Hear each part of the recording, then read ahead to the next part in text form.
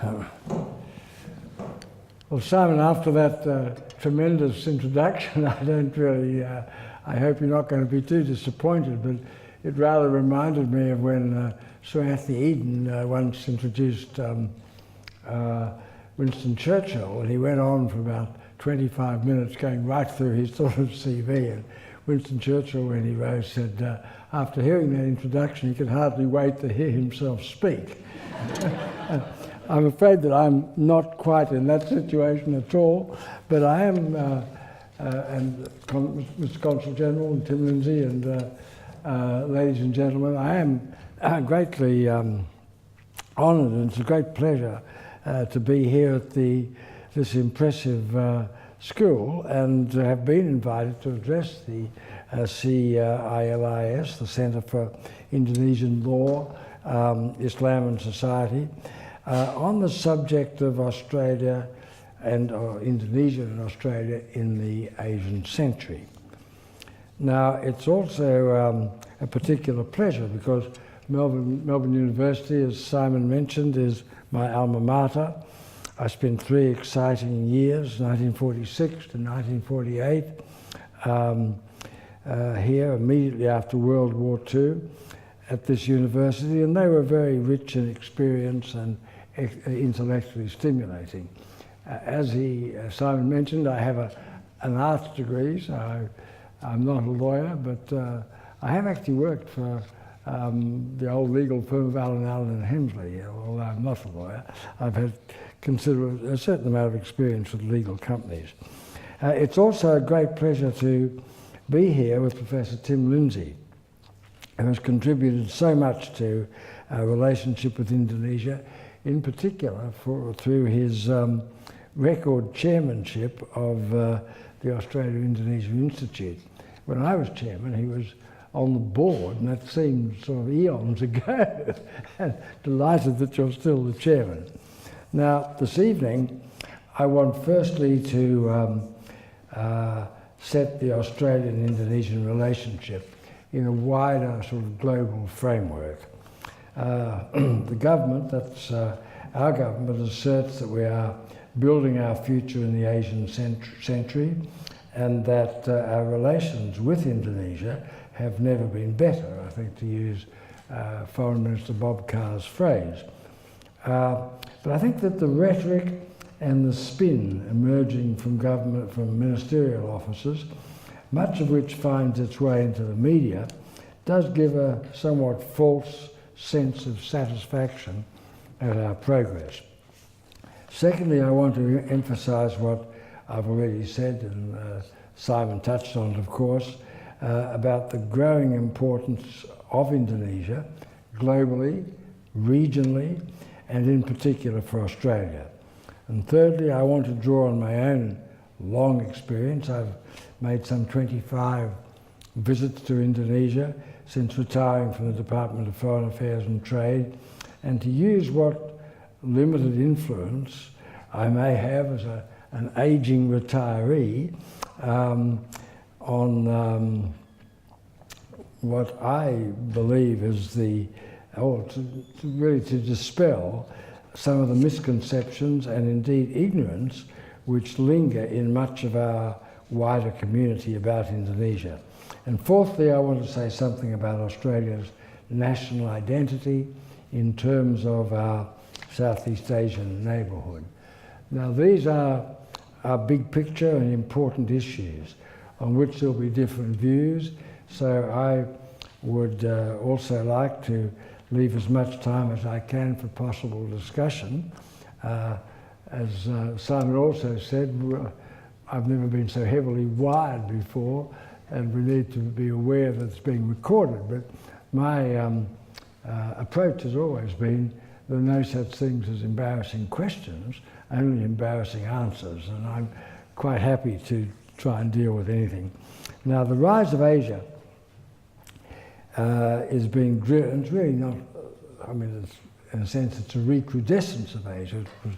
It was a leading sort of part of the world in the past, but the rise of Asia has been driven by the unprecedented transfer of wealth from the West to the East, from the Atlantic to the Pacific, which is likely to continue for the foreseeable future. Spectacular economic growth of China, in particular, but also by the rise of India, the established economic strengths of Japan and South Korea, in addition to the growing potential of Indonesia. They constitute an historic global turning point to which Australia must respond if we're not to find ourselves left behind. It has recently become something of a cliche, but we do live in a greatly changed and much more interconnected world than it was when I retired as Secretary for Foreign Affairs and Trade. The Asia-Pacific is the region where the world's major power relationships most closely intersect. It's where the template of the United States-China relationship will be largely shaped. And it's also the crucible in which the interrelationships on Asia-Pacific issues between Indonesia, Australia, the United States, China, Japan, Russia, South Korea, and the other main ASEAN countries will be forged. Now, in this rapidly changing world, we need to put what I'd call outdated Cold War thinking behind us. Australia needs to decide whether it wants to cling to policies rooted in the past or to be more actively engaged in Asia's future. I believe we need to develop a much more comprehensive and integrated strategy for the future, and then secure political support, bipartisan political support, as well as much wider public acceptance of that strategy. Now, I do travel quite widely in the region and the United States, and I do have some concerns that in the changing world, Australia is losing ground. At present, Australia brings to my mind an image of a marathon runner carrying a 6-kilogram pack on his back, and we can see some neighbouring countries pulling ahead of us at present, because it's partly due to our turbulent domestic political situation and also to the need for greater productivity, and we seem so far unable to increase our pace. And one can only hope that once the general election next September is behind us, the incoming government, whether it'll be a re-elected government or a coalition government, will focus on how Australia can increase its productivity and genuinely strengthen our engagement with Asia. I recall when I was posted in Moscow, which Simon mentioned, if I can go into an anecdote for a minute, I was travelling on the train from the Siberian Railway between Omsk and Khabarovsk, and I was listening to two Russian workers who unaware that I understood the language, talking about the future of the Soviet Union. And one said, "Yuri, we're building a new communist society." His more cynical and realistic comrade or friend replied, "Ivan, yes, but only in our media." Now that remark 50 years ago still has a resonance for me in Australia today, because the fact is, I think the government through the media gives a better impression than the reality is. We are not really doing as well with our Asian engagement as the regular rhetoric and diet of spin which emerges from ministerial offices would have the public believe. The study of Asian languages, especially Indonesia, for example, and Asian history and culture in our schools and universities, has substantially diminished in recent years. I believe Australia needs a fundamental change to our national psyche, focused more on Asia than on our traditional links with the United Kingdom, the United States and Europe. We need a continuous and sustained rather than a spasmodic approach to the countries of Asia.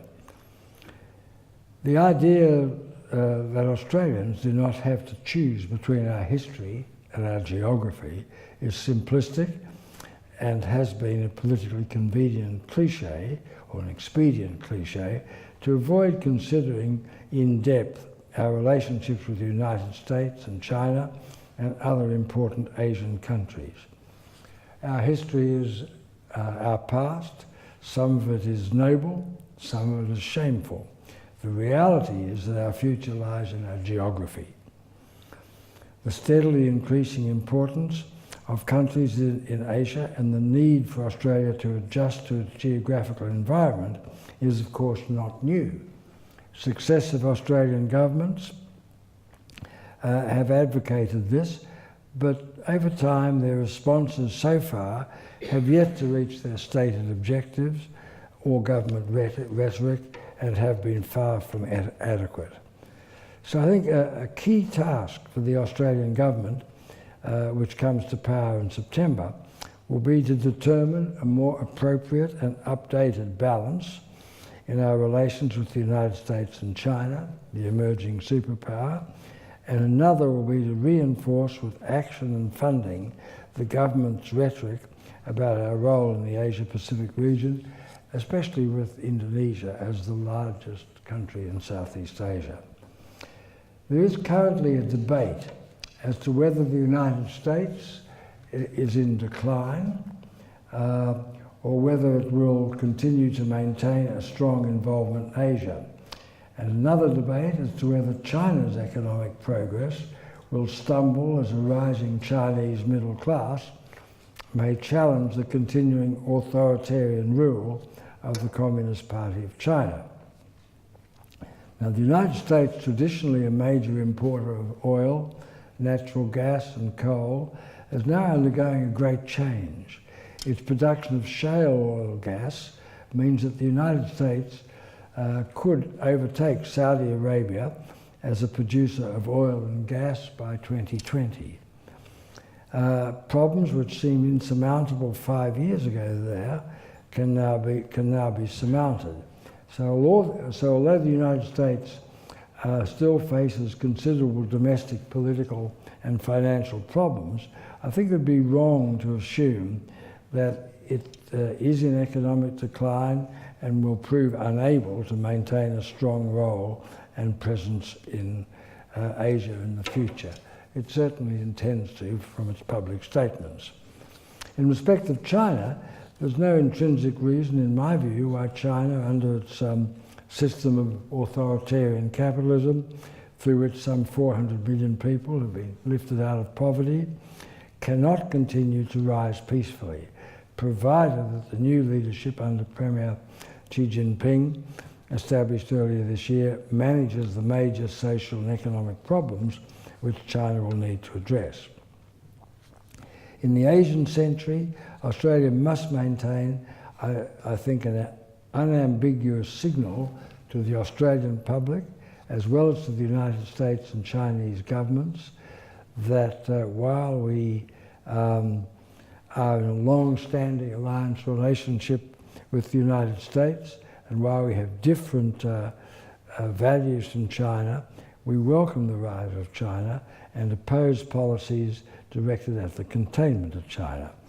I think a failure to accommodate China, if mismanaged, could lead to instability and frustrate progress towards Asia-Pacific regional cooperation.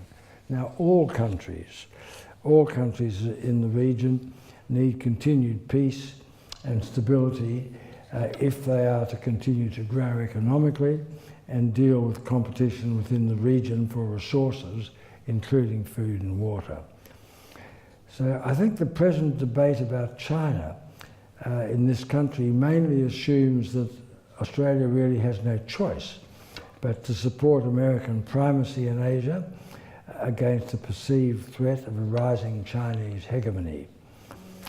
Former Prime Ministers Rudd, Hawke, Keating and Fraser have all argued that this is a simplistic notion which should be challenged. Similar concerns have also been raised by a number of Australian business leaders, academics and commentators whom I know. I think there is a danger that adversarial attitudes towards China could become a self-fulfilling prophecy. While China can be expected to resist American hegemony over the Asian region, I believe it will welcome a constructive, and I stress constructive, United States involvement in Asia. China is not a natural enemy of the United States or of Indonesia or of Australia or any of the countries in this region. And it's essential, I think, that both countries, that's the United States and China, and other major countries in the region, including Indonesia and Australia, develop further the habit of frankly discussing difficulties as they arise within existing sort of cooperative frameworks, such as the G20 and the East Asian Summit process, both of which Indonesia and Australia are members of. The East Asian Summit is becoming a de facto emerging Asia-Pacific community, as no regional problem can now be resolved without the involvement of countries like the United States, China, Japan, Russia, of course, which sees itself as a Pacific power, and Indonesia. Now, turning to the Australia-Indonesia relationship, I think we must make regular and improved consultation on a wide range of policy issues a habit. It should sort of become natural, second thought, like it almost has developed with America through the alliance. And this should be done this improved sort of habitual consultation should be undertaken especially in advance of any major policy decision which we might take and which could affect Indonesia. A recent example of our failure to do this with negative consequences was the decision, subsequently rescinded, to ban live cattle exports to Indonesia. Another is the handling of the refugee asylum seekers issue in the region, an issue which, while a big political priority in Australia, it's obviously an issue of less priority in Indonesia than it is to Australia.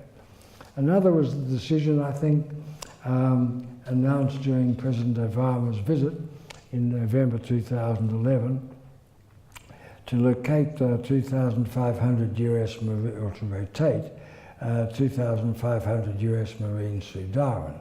Now this is not a large number. There are probably more Chinese police around the Red Square than, the Tiananmen Square than there are American Marines in Darwin.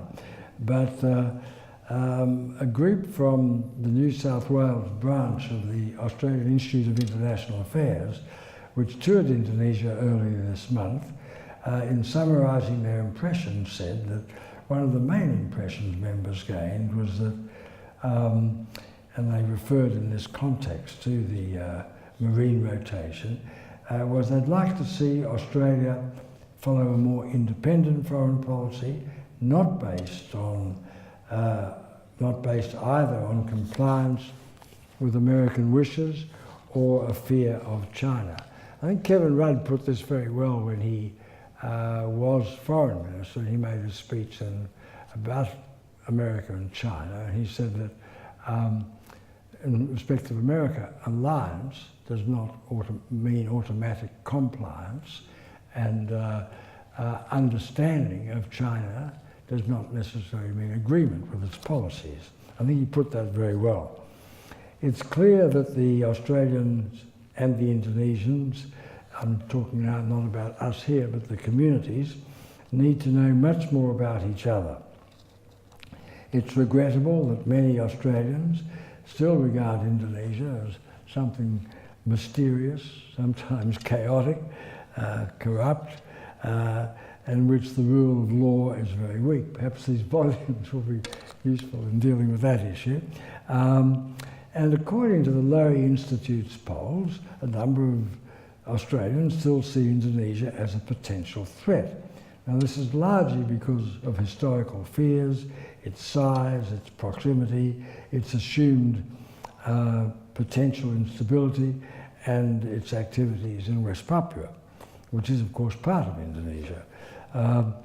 Many Indonesians also see Australians, I think, still as a part of the Anglosphere, as uncouth, particularly in terms of Indonesian culture and their behaviour in Bali, and still harbouring undertones of racism and religious intolerance.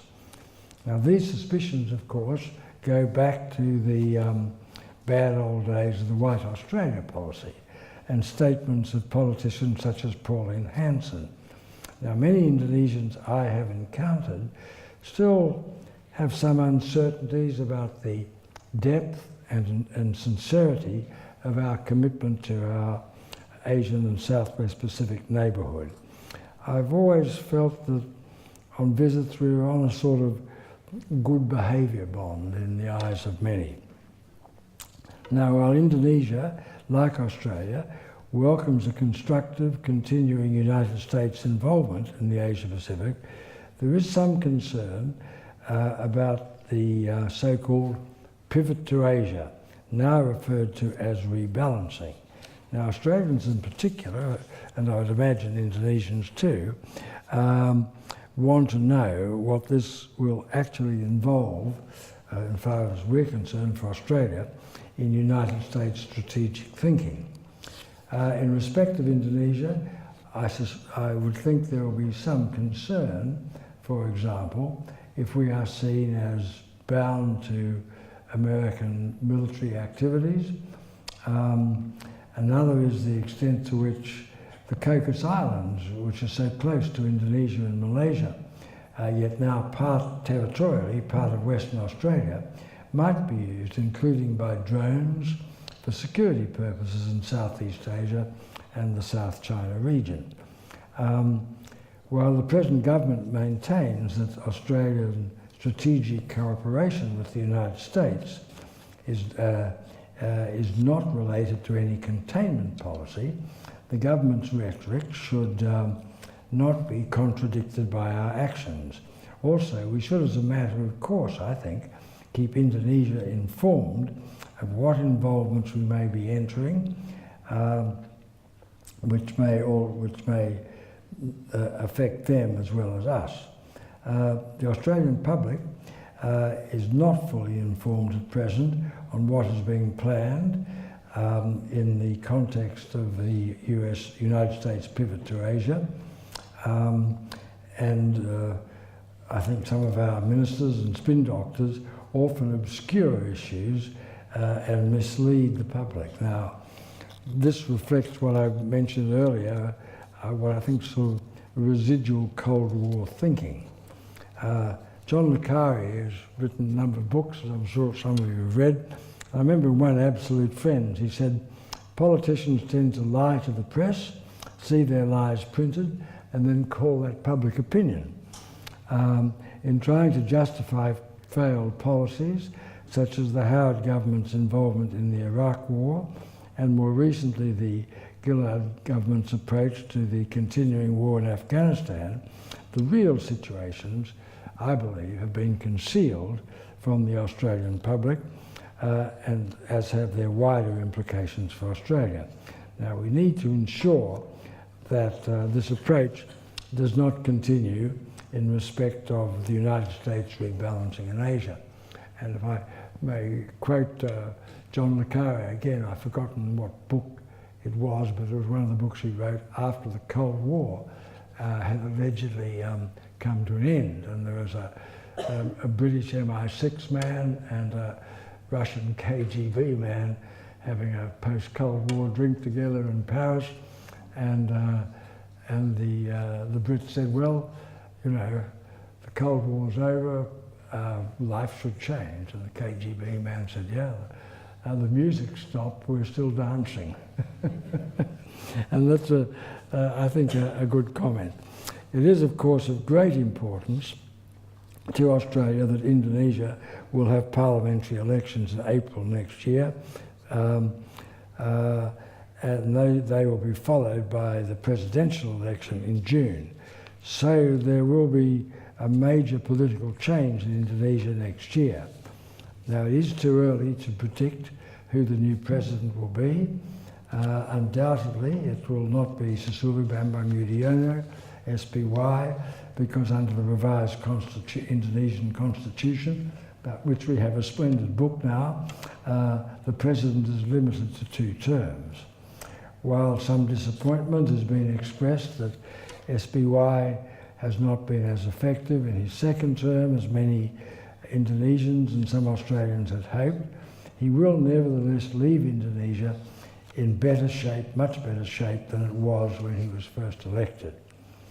Indonesia now has a stronger economy, growing at 6.5%, and a more open economy, some 2/3 of which is unregulated. Terrorism is well in check, and democracy is, I think, now institutionalised.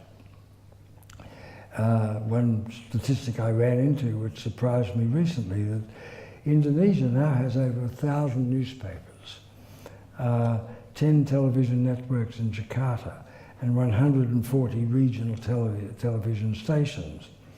Now, objectively, from my own experience, I believe that the 4 major newspapers in Jakarta are as professional and with as wider coverage, in some cases better coverage, of regional affairs than the main Australian newspapers. And I suspect a lot of Australians are unaware of that, as they are that Indonesia, in the not too distant future, will have a larger economy than Australia. Now, there's no clear front-runner at present who we could confidently predict will replace SPY, but whoever it is, a re-elected Labor government or a new coalition government in Australia will need to move quickly to reinforce and strengthen further the relations at the political level. Because I think, particularly with a huge neighbouring country like Indonesia, personal affiliations at senior levels are and will be very important. The issue of Australia's national identity, it may not seem to fit into this sort of subject, but I believe it does. 11 days ago, I attended the annual Republican dinner, which was addressed by Shadow Minister Malcolm Turnbull and the current chairman of the Republican movement and former Western Australian Premier Geoff Gallop. Both stressed the importance of gaining community support for an Australian republic, which they saw not only as a symbolic issue, but as an important issue establishing more clearly an Australian national identity in our part of the world, indeed throughout the whole world. Now, Indonesia is a republic, so are India, Singapore and the Philippines. It's true that Thailand, Brunei, Malaysia and Japan have heads of state who are monarchs. But the King of Thailand is a Thai, the Sultan of Brunei is a Bruneian, the Agong of Malaysia is a Malay, and the Emperor of Japan is Japanese. It must seem curious to these regional neighbours that our head of state, whom we share with several former colonies, for example, New Zealand and Papua New Guinea, is resident 12,000 miles away in London. I was disappointed that the Republic was not mentioned in the white paper on Australia in the Asian century. I worked hard to try and persuade Ken Henry to do that, but I think that was a bridge too far. But it should not have been overlooked. Australia is still a work in progress. The next constitutional step in the unfolding story of Australia should be the establishment of the Republic, which will be, like Federation itself in 1991, a defining moment in our history. Our anachronistic links with the English monarchy and the fact that our head of state is still the Queen of England does limit the understanding overseas of Australia's place in the world. Look at the way our society is changing. The Queen of England is of decreasing relevance to an increasing number of migrants from many countries, including Europe and Asian countries, have no links with the English crown. We are now a multi-ethnic, multicultural society, and the severance of this anachronistic link with the British crown will, in my view, prove a point for all Australians, regardless of the origins of their families. This is not simply a constitutional issue. It will also, the establishment of an Australian Republic will have both concrete foreign affairs and trade advantages. It will also reinforce the Australian identity throughout the world. I've probably been going on for a little too long. I did say I want to leave plenty of time for discussion, but to conclude, I'd just like to make the point that the importance of our relations with Indonesia in the future, in the context of the Asian century, cannot be overstated. It is essential that both our countries come to know more about each other. And not talking about at the highly educated level, but at the community level. And your Centre for Indonesian Law, Islam and Society is, I think, a very constructive and positive step forward, and will, I hope, make an important contribution to this fundamental Australian national interest. The University of Melbourne and the law faculty are to be congratulated on their forward-looking approach to promoting a wider understanding of Indonesian law, and on the 4 new publications sponsored by CILIS. They really, I hope, will help the ongoing need to widen our understanding of Indonesia. As a nation, we in Australia need to be genuinely and continuously engaged, not just in a rhetorical sense or in going through the motions, but we need to be genuinely and continuously engaged with our great neighbour of increasing global and regional importance. After all, we will both share this neighbourhood for the rest of time. Thank you very much.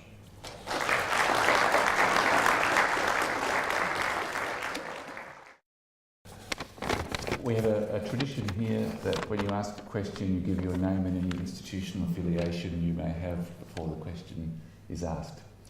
So who would like to put a question?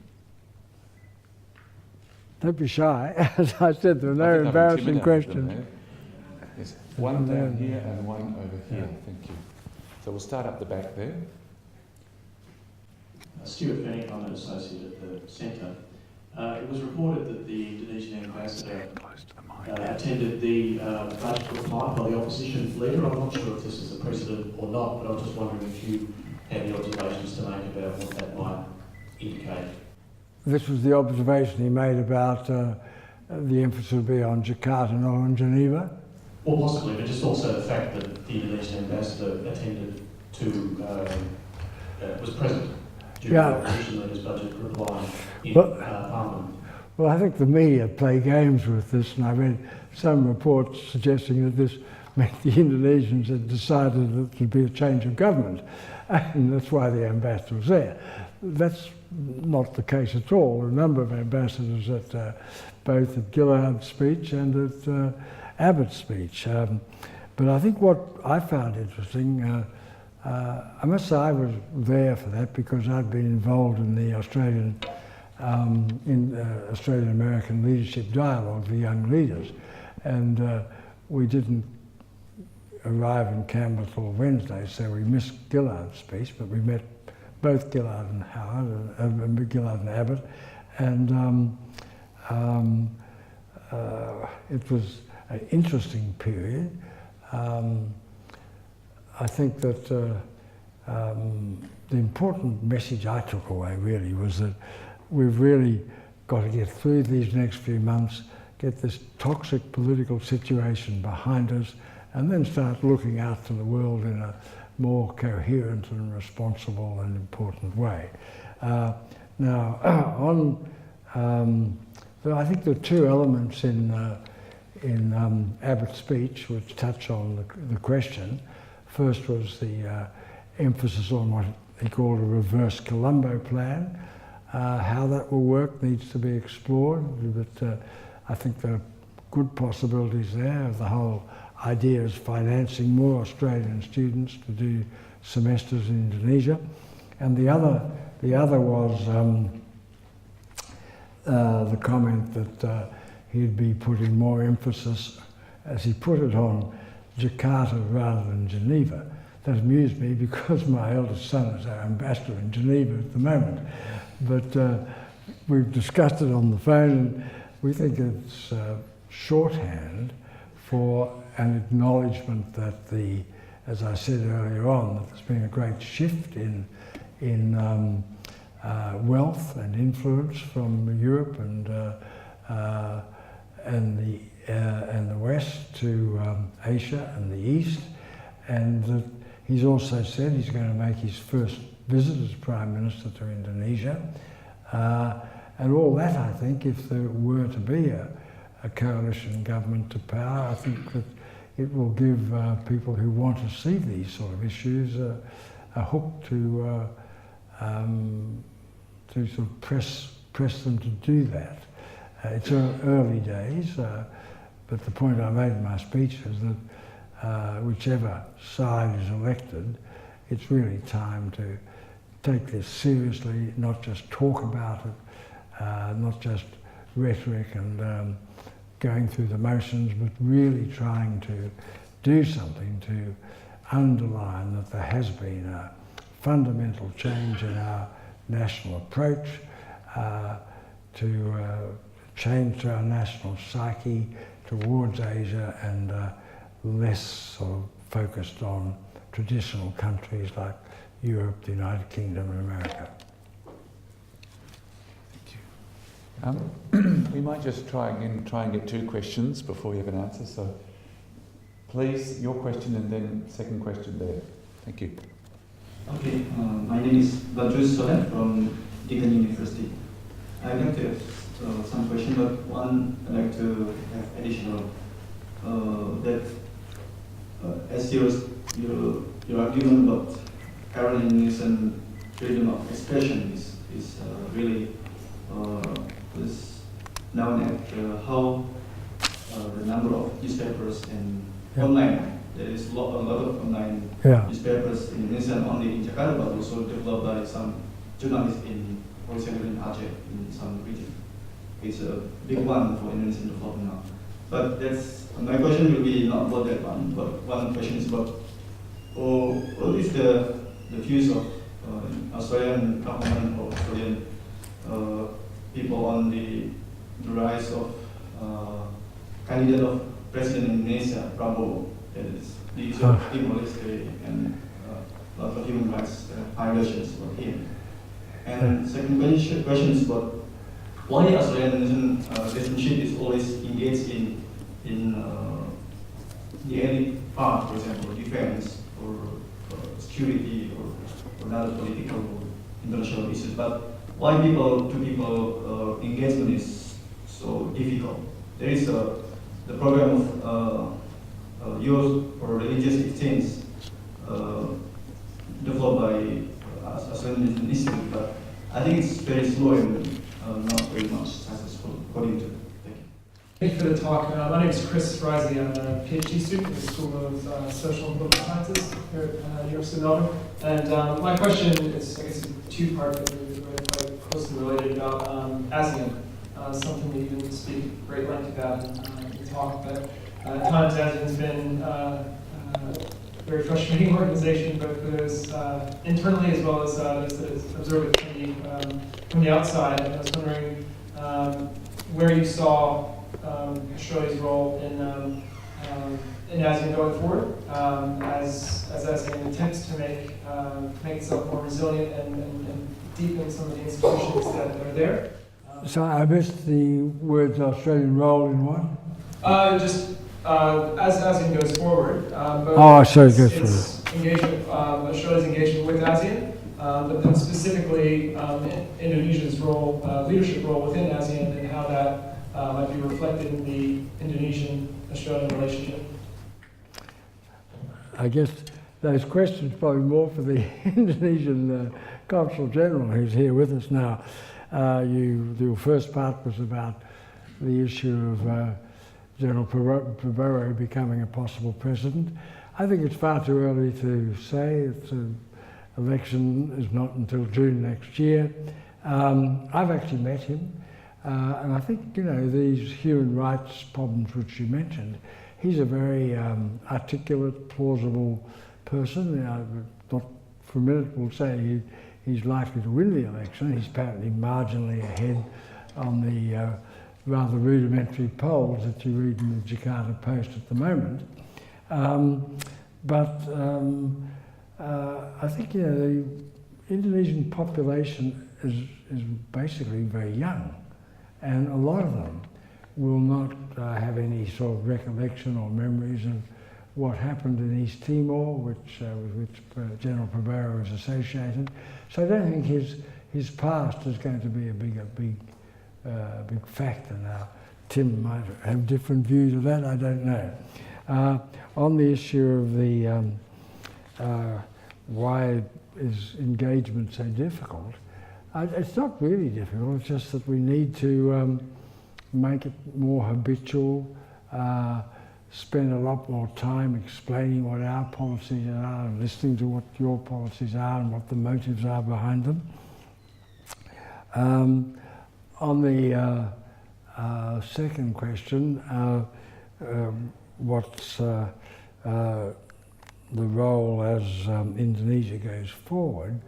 Well, I think I tried to deal with that in my speech, and that is that we need to acknowledge that Indonesia is going to be a major power, not just regionally but even globally, and we have to adjust to that, and that means that the relationship with Indonesia is even more important than it was. I've seen several changes in all this. I was a member of the first white paper on foreign policy, which was produced by a committee chaired or called for by Prime Minister Howard and chaired by Downer.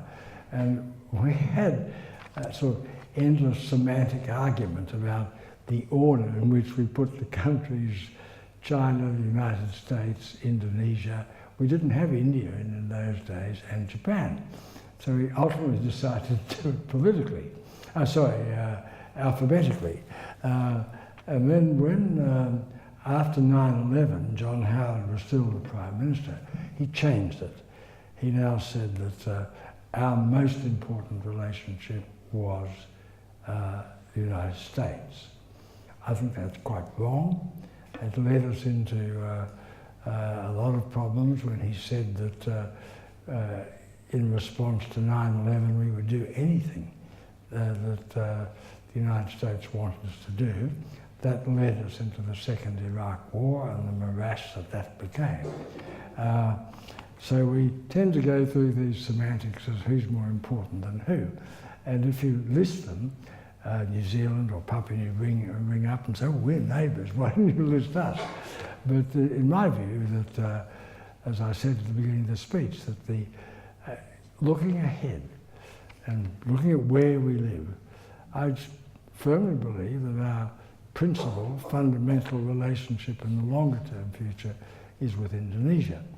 Now, Australia's in a slightly awkward position. We're down here at the southern end of the world, and all of the main countries with which we deal, the United States, China, Indonesia, Japan, they're all somewhat asymmetrical relationships because all these countries are much bigger than us and they've got other major interests. And I always found in Washington, it's a task to get the American ear on an issue you may want to get it. But I guess the point I was really trying to make tonight is that we have to look ahead, see how Indonesia's moving, and adjust to that. And accordingly, said that, in my view, and it was Paul Keating's view too when he was Prime Minister, that no country is more important to Australia and its future than Indonesia. Now, we have to work up how we follow that up, how we put flesh on the rhetoric. Thank you very much. I'm a student here at the Melbourne University. I was wondering, you mentioned Papua very briefly. Given your experience, would you be able to share your thoughts on how Australia might basically voice an opinion in Jakarta about Indonesian policy failures in Papua, given how much suspicion there is in Indonesia about, well, Australian intentions, being part of a big conspiracy to hide off parts of the country, given how much risk there is for Indonesia's image amongst the Australian community in West Papua? Thanks. We'll just take the second question. Okay, thank you very much. Pip Nicholson from the Asian Law Centre. I very much welcome further comment, if I can ask Dr. Woolcott, around the suggested strategies of national identity. When you talk about the need for an Australian Republic, you're really calling for the manufacture or articulation of a new Australian identity, one that hasn't yet managed to be achieved. And I just wondered if you had other large strategies in mind when you talk about national identity. Is the Republican movement enough, or is there a package of identity markers, if you like, that you think need to be projected into the region? Thank you. That is, it's a sensitive issue. I know there's a certain amount of discomfort at what is seen as human rights abuses in Papua New Guinea, but the fact of the matter essentially is that Indonesia is a successor state to the Dutch East Indies, of which West New Guinea was a part. I remember when I made my farewell call on President Suharto in Indonesia in 1978. He made what I thought was a very interesting comment. He sort of hinted that ethnically the West Papuans were different, but they were part of the Dutch East Indies. He made it very clear that, I made it clear that we drew a distinction between East Timor, or Timor-Leste, which was an abandoned Portuguese colony in 1975, and West Papua. And I think this is going to be a slightly delicate issue. The Indonesians are aware of that, but fundamentally Australia has accepted Indonesian sovereignty over East Timor, over West Papua. Now, some Indonesians say, but you did that over East Timor, and when pressure's built up, you may change your position. I don't think that will happen. It's too important. And I've also said, always argued that Australia should listen more and lecture less. If you live in glass houses, you shouldn't throw stones. And we do live in a glass house when you look at our own indigenous population and the situation they're in. I don't think we're in the best position to lecture other countries, as we tend to do from time to time. I was saying to your question, Pip, about national identity. Of course, the Republic is some way off, and it's not enough by itself. I used to say that I didn't want to go to my grave as our last representative on the UN Security Council. Well, that's been resolved. We're now back on the Security Council, and I now say I don't want to go to my grave until we become a republic. A friend of mine said, well, are you going to live to 110? And I said, certainly not, probably, but it's important, I think, and I think it should be taken off the back burner. I had an interesting discussion with Bob Hawke in Adelaide, and he said, oh, you can't do anything till the Queen abdicates or resigns, or dies. And I said, that's not the issue. The issue is not how good or bad the occupant is, it's the institution which is wrong. And so this is one of my present wishes, to push this issue, and I certainly will. But it's not enough. I think, in a way, it's part of this wider picture of what identities Australia want to project overseas. And we are, like the United States, a multi-ethnic, multicultural country now. The British monarchy increasingly means or less to a larger number of people than it did, so it's becoming less relevant. But it's a sort of issue which people, they say, you know, if it ain't broke, don't fix it, you know, leave it alone. But I'm reasonably confident they will come back onto the back burner. You've got, it's a cross-party issue. There are many Republicans in the coalition, including Malcolm Turnbull. I guess the Labour Party is mostly Republican. I don't think you'd find a monarchist except Bill Hayden, who's long since retired. Probably shouldn't have said that, it's been recorded, but still. But it's part of the issue. Okay. Now, I have promised a question up the very back, so in just one moment, are there any other people wishing to put a question? Yes, please, down here. So we'll take the one up the back, the patient man at the back. Steve Jones, my name. I'm doing a China-related PhD at the law school here. I was just wondering if you have any thoughts about what kind of policies or actions might constitute containment in relation to China. And we'll just take the second question down here. Good evening. My name is Stella Wong, and I represent a brand new non-profit organization set up by a few parents to promote the meaningful teaching of a second language in our school system. And first of all, I want to thank you for your talk. I enjoyed that. And related to what you just said, which is the teaching of Indonesian, the learning of Indonesian in Australian schools have actually declined.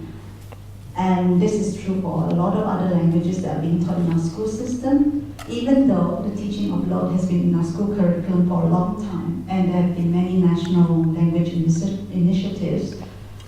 By and large, I would say it would be fair to say that these have not been very successful. May I ask for your thoughts as to why this is the case? Why is it being bilingual is so undervalued in the Australian society? And what needs to happen in order for this to change? Thank you. About containment, I've said quite a lot in my remarks about that. I think essentially, I mean, the United States says, Hillary Clinton did while she was Secretary of State, and Kurt Campbell while he was Assistant Secretary of State for East Asian Affairs, they said we are not in the game of containment. We want a constructive relationship with China. Julia Gillard has said the same. Now that's fine. That's the rhetoric, and it's a very good question you've raised. Well, in these circumstances, what is containment? Now, I think one has to analyse. We don't know enough about what America really means by the pivot to Asia, rebalancing, and therefore it's hard to react to it until we know precisely what the American government intends to do. We've seen bits and pieces like the location or rotation of 2,500 Marines in Darwin, and you get bits sort of leaking out in the press about major developments for American ships to be serviced in Western Australia, and I think now one thing that does bother me, and I mentioned it in my speech, is reports that may be an intention to upgrade the airport in the Cocos Islands and use that for drones, which presumably would be active in areas much closer to Indonesia and Malaysia and southern China than they are to us. I have a personal interest in this, in that when I was a representative of the United Nations, one of the things I was asked to do was to have the Cocos Islands delisted as a non-self-governing territory. And during that process, unfortunately there isn't much writing about this, because a lot of diplomacy is done privately, I suppose. But I did extract undertakings from Russia, China, Indonesia and Malaysia that we would not attempt to use the Cocos Islands for, well, I didn't get undertakings from them. I gave them undertakings that we would not use Cocos for strategic or security purposes or as a base. Now, I don't know what the Australian government's attitude is. Such statements as the Minister for Defence has made have been very vague and non-committal. But I do think that that's what I said in my speech, the Australian government must come clean with the public and say what the Americans really want and how far we are to go. And Chinese ask a good question. They say, well, if it's not containment, who are we trying to contain? And it's going to be a delicate diplomatic exercise for some time to come. And that's why I think it's so important that the relationship between not just China and the United States, but all the other key countries in the region. And the best forum for this is, of course, the East Asian Summit process, or even in the corridors of the G20, is to all those countries with a very serious interest in peace and stability in the region to work together multilaterally as well as leaving it as a bilateral issue.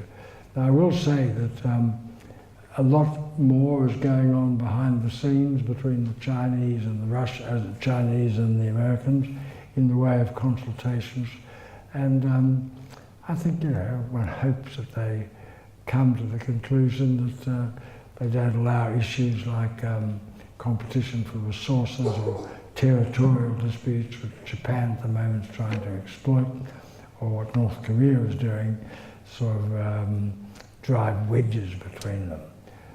Because in the longer run, if you're going to have a successful rising Asia-Pacific century, then you have to have peace and stability.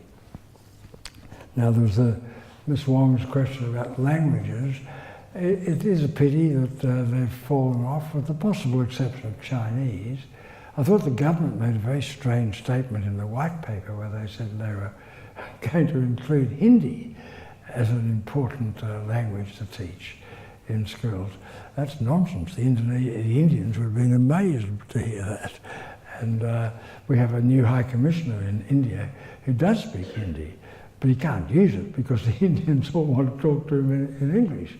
And the principal languages are, of course, for us, Bahasa Indonesia, Thai, I think they would be probably apart from China, Chinese and Japanese, they're the main ones.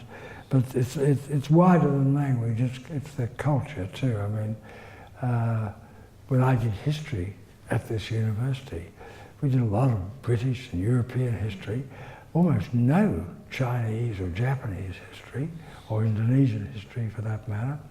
And I think one of the problems about languages, and so it goes back to the wider attitudes in the community, parents probably can't persuade their children to learn Indonesian or Chinese or Japanese unless they want to do that and they feel there'll be some benefits to them in it. Now, I think those potential benefits should become increasingly apparent over the years ahead. But it is true that language training has fallen off and can only be revived, I think, with long-term planning and appropriate funding.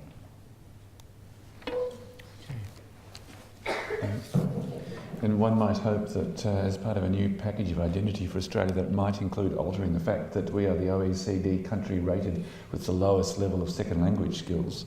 Yeah. I think we've come to the end of question time. I apologise we don't have more time for further questions. I can see there are some people waiting in the audience. My apologies to you. In a moment, I'm going to ask the Deputy Director of the new centre, Helen Houseacre, to call on Mr Woolcott to launch the publications formally, and she will thank him. Before she does it, I just want to mention some of our senior associates and associates who joined us tonight. Associate Professor Simon Butt, Associate Professor Charles Koppel, Stuart Fenwick, Dr. Antje Misbach and Kate Sumner. Thank you for joining us. This is a centre based at the University of Melbourne, but it depends entirely on collaboration with other universities around the world, in Australia, in Indonesia and elsewhere. So whatever we achieve in the future will be because of this collaboration. I'm very grateful for your attendance here tonight. I'd now like to ask Helen to take us to the final formalities for the evening. Can you make a welcome, please?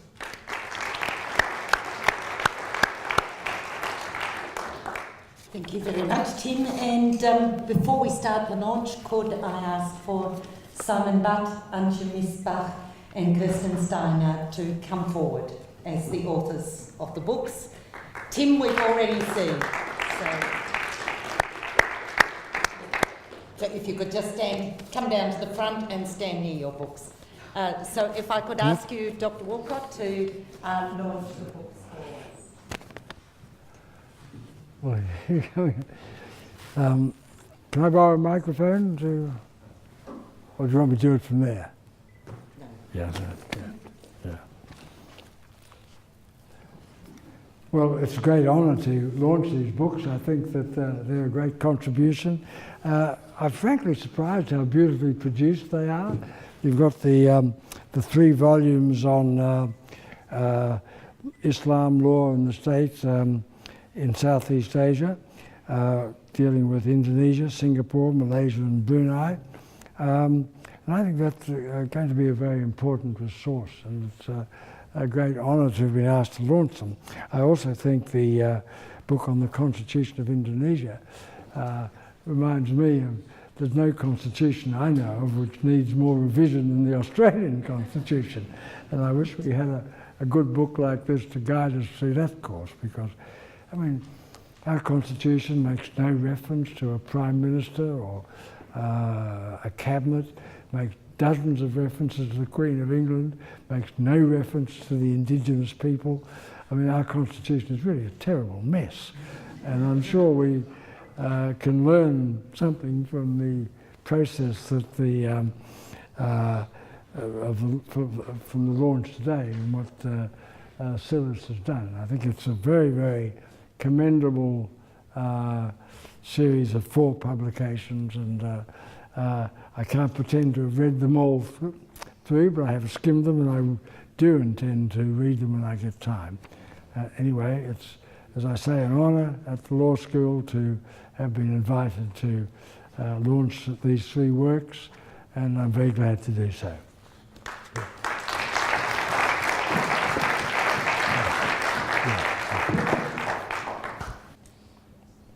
Good, they're very nicely prepared.